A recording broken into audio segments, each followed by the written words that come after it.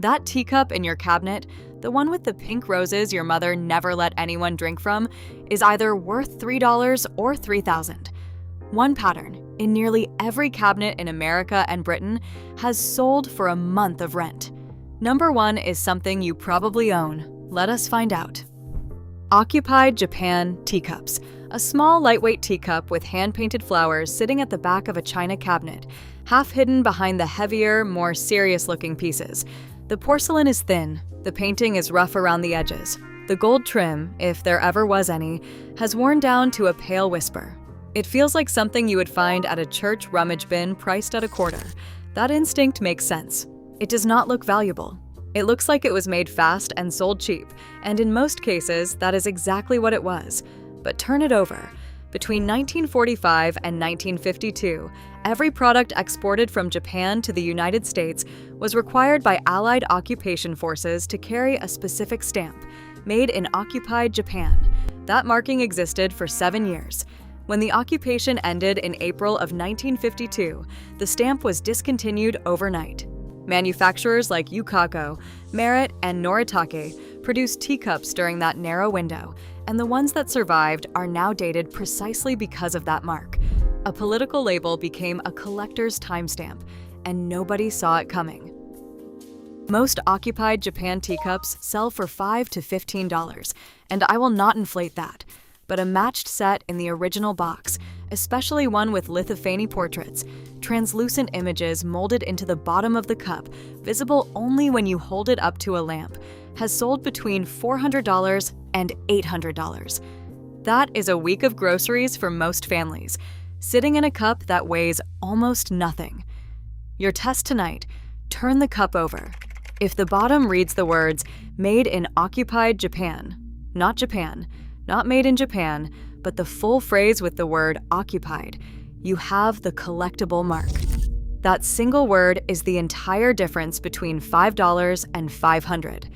The lightweight cup gets thrown away because it feels cheap. The heavy one stays because it feels important. Here, it was the light one that carried the history, and the heavy one that was worth $1. Royal Winton chintz. A teacup covered edge to edge in tiny flowers, so many they blur together like fabric, sitting on a shelf looking busy, cluttered, old-fashioned. Your grandmother may have called it the fancy one. To you, it looks like someone wallpapered a cup in 1955 and never stopped to ask why. It looks dated. No one faults you for putting it in the donate pile. Nothing about it whispers rare. Nothing about it whispers money. Here's what the pattern is hiding. Royal Winton, made by Grimwade's Limited in Stoke-on-Trent, England, produced chintz patterns from the 1920s through the 1960s. The technique involved pressing a lithographed sheet of flowers onto the entire surface of the piece before firing. Over 80 different patterns were created across those decades of production. When Grimwade's closed its doors, the original transfer sheets and molds were destroyed. No factory can reproduce them. What exists now is all that will ever exist. Common patterns like Summertime or Old Cottage bring $20 to $50, a dinner out, not a windfall, but rare discontinued patterns, Julia, Welbeck, and Hazel, have seen a single cup and saucer sell for between $300 and $900. A full tea for $6 in Julia has crossed $4,000. That is a used car sitting in a china cabinet. Your test tonight: turn the cup over. Look for the Royal Winton backstamp and beneath it, the pattern name printed in small letters. That name is everything. Take your phone, type that name into a search, and add the word sold. You will know in 30 seconds whether you are holding $20 or $900. A woman at an estate clearing in Ohio let a full box of chintz go for $8 because it looked too busy to be worth sorting through. The dealer who bought that box sold one cup and saucer from it for more than the woman received for her entire kitchen. Paragon Double Warrant. A teacup with a clean, elegant shape, often pale blue or cream, with a single painted rose or a thin gold border, sitting in a cabinet beside cups that look far more decorated. It is the quiet piece, the one that never catches the eye, the one nobody reaches for first. It is simple. It is understated. Next to a hand-painted fruit cup or a bold chintz, it looks plain. You are not careless. Nobody ever taught you to flip it over and read the bottom of a teacup. Here is what sits underneath. Paragon China, based in Winton, England, was granted a royal warrant by Queen Mary in 1933 and a second by Queen Elizabeth, later the Queen Mother, in 1938. Between the late 1930s and the early 1960s, Paragon stamped certain pieces with both warrants side by side on the back stamp.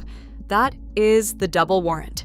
When the company was absorbed into Royal Albert in 1972, the double warrant mark was retired permanently. It has never appeared on a new teacup since. A standard Paragon cup and saucer brings $15 to $40. A double warrant piece in a sought-after pattern, Rockingham, Pembroke, or any of the heavy gold florals, has sold between $200 and $1,500. That is a month of groceries sitting in a cabinet you walk past every morning. The pattern raises the ceiling, but the double warrant is the gatekeeper. Without it, the price stays low. Your test tonight. Turn the cup over. Count the crests on the back stamp. One crest means a single warrant, collectible but common. Two crests, printed side by side, mean a double warrant. That is the piece the dealers are hunting for. A man in Birmingham donated 3 boxes of his mother's china to a charity shop without checking the bottoms. Every cup in those boxes carried a single warrant except one. That one had 2. It sold at auction for more than the other 3 boxes combined, and he never knew it left the house. And the cup most of you own, the one everybody recognizes, is waiting at number 1.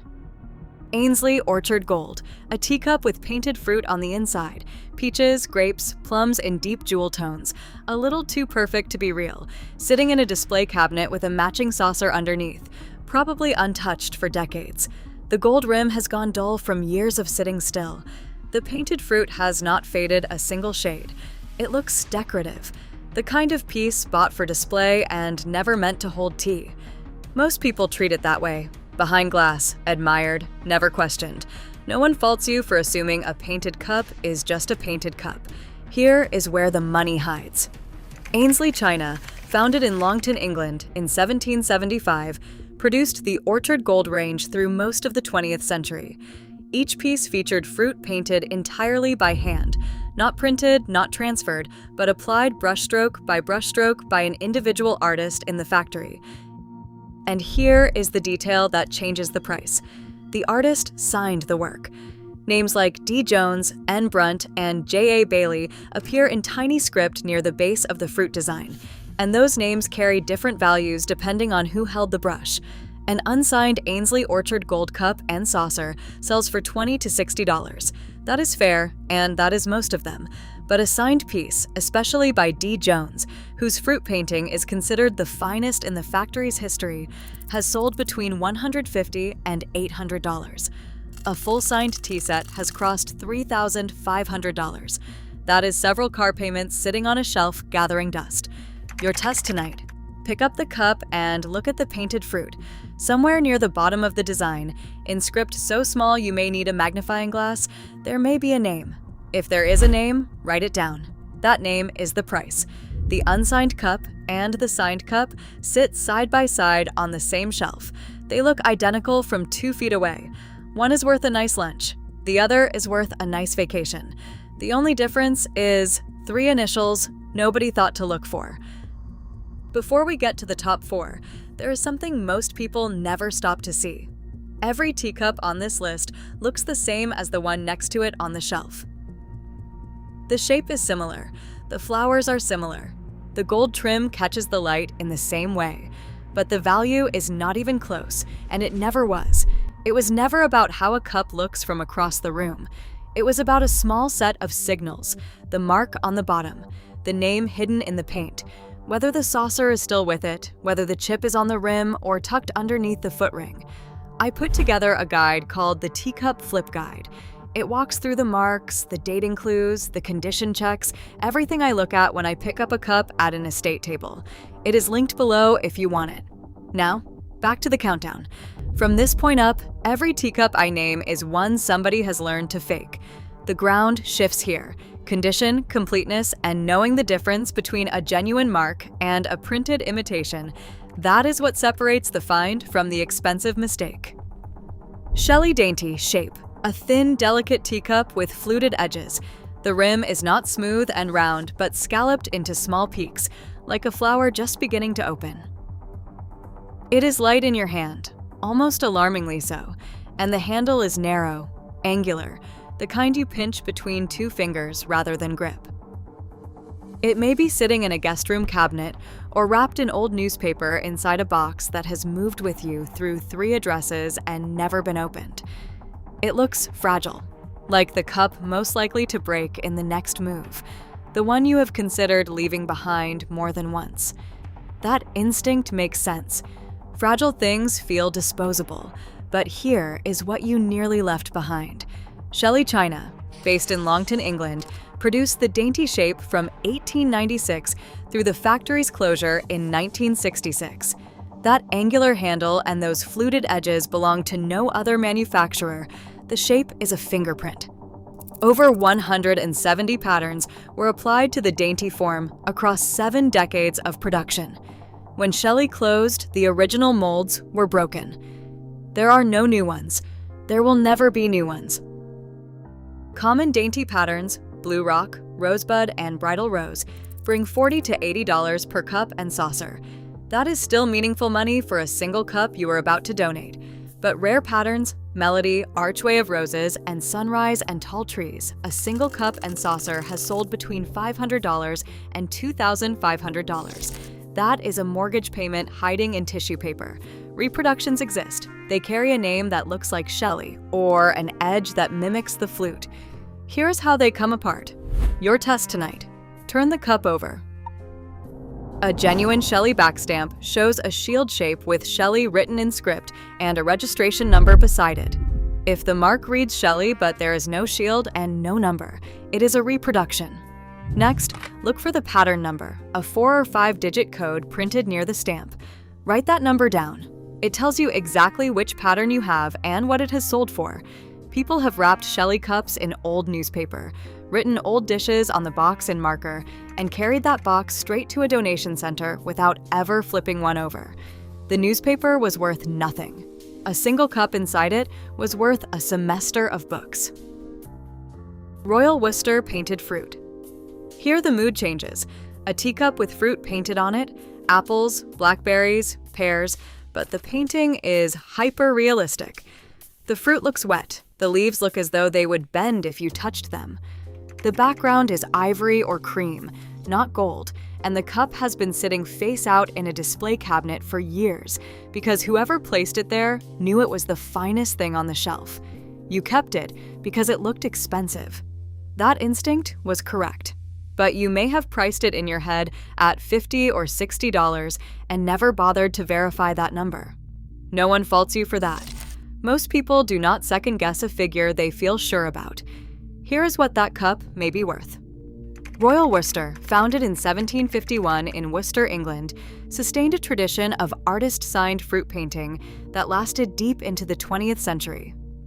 Artists like Richard Seabright, William Ricketts, Horace Price, and members of the Freeman family painted individual pieces by hand and signed them on the face of the cup.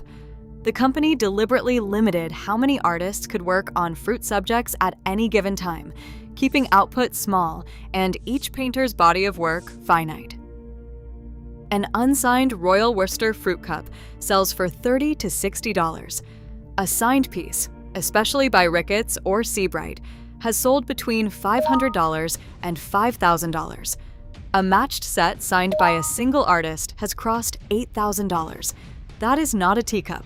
That is a signed work of art that happens to hold tea, and it could cover a down payment. Forgeries exist.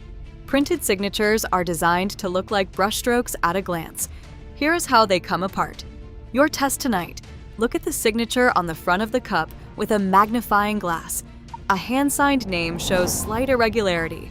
The paint is thicker in some strokes, thinner in others, and no 2 letters sit at the same depth.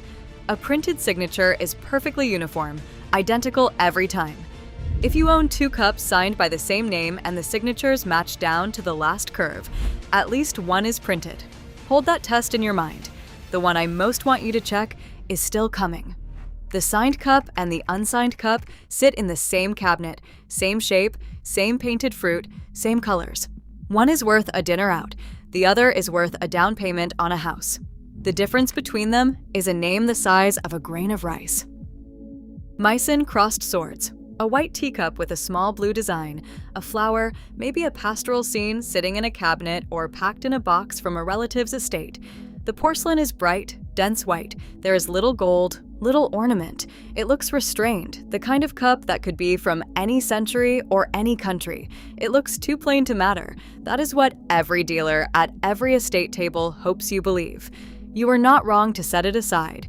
You are simply never told what to look for on the bottom. Here is the truth. Meissen, founded in Saxony, Germany in 1710, is the oldest porcelain manufacturer in Europe. Their mark, two crossed swords in cobalt blue, painted under the glaze, has been in continuous use for over 300 years. But the style of those swords changed with every era. The angle of the blades, the curve of the crossguards, the presence or absence of a dot between the hilts. Each variation dates the piece to a specific production window, and the window determines the price. A 20th century Meissen cup and saucer sells for $50 to $150. An 18th century Meissen cup, bearing the correct period swords and its original saucer, has sold between $5,000 and $15,000. That is a year of car payments sitting in a box that was 2 days from a yard sale table. Meissen is the most counterfeited porcelain mark in the world. Dozens of factories have borrowed crossed swords in some form. A forgery looks close. A genuine piece has one difference you can feel. Your test tonight. Turn the cup over, find the crossed swords, run your fingertip over them slowly. If you can feel any raised edge, any bump at all, the swords are painted on top of the glaze, and the cup is not Meissen. A genuine Meissen mark is applied under the glaze before the final firing. It is completely smooth. Your finger glides over it as if the mark is part of the porcelain itself. 5 seconds. One fingertip. That is the difference between a $100 cup and a $15,000 cup. A family in upstate New York brought a box of old white cups to a dealer and asked for $20 for the lot. One cup had smooth crossed swords on the bottom. The dealer paid the $20 without blinking. That cup sold 6 weeks later for more than the family's monthly mortgage. Nobody had ever taught them to use their thumb. Royal Albert Old Country Roses. This is the one nearly every one of you owns. A teacup with deep red and pink roses, gold trim, and a white background. You know it before I finish describing it. It is the best-selling bone china pattern in the world. Your mother had it. Your grandmother had it. It sat on every bridal registry in America and Britain for 40 years. It is in your cabinet right now, or in a box in your attic, and someone in your family has called it the good china at every holiday table for as long as you can remember. Here is the truth. Nobody says out loud, fame is not value. The thing everyone recognizes is almost never worth the most, because the whole world already owns one. There are millions of Old Country Roses cups in circulation today. A standard cup and saucer, produced after 1973, sells for $5 to $15 at any estate sale in the country. I will not inflate that number. $15 is $15. But here's the reframe. The value was never in the name. It was in the details no one checked. Royal Albert introduced Old Country Roses in 1962 at its factory in Stoke-on-Trent, England. The original designer was Harold Holdcroft. First edition pieces carry a backstamp that looks slightly different from everything that came after. The words Copyright 1962 appear near the base of the Royal Albert shield, and the piece reads Bone China England without the word made before it. Those first edition cups were produced between 1962 and the early 1970s in smaller runs, with heavier gold application and tighter quality control than anything that followed. When demand exploded and production moved to factories outside England, the original backstamp was quietly retired. Nobody noticed. A post-1973 cup and saucer is worth $5 to $15. A first edition 1962 backstamp piece, in perfect condition with its original saucer, has sold between $100 and $400. A complete first edition tea set, teapot, 6 cups, 6 saucers, creamer, sugar bowl, has crossed $2,000. That is a month of rent hiding in the box everyone in the family had already decided was worth nothing. Your test tonight. Go to the cabinet. Pick up one Old Country Roses cup. Turn it over. Look for copyright 1962, printed near the Royal Albert mark. Check whether the back stamp reads England or Made in England. If you see the copyright year and the single word England without the words Made in before it, you are holding a first edition piece. It is not worth $5.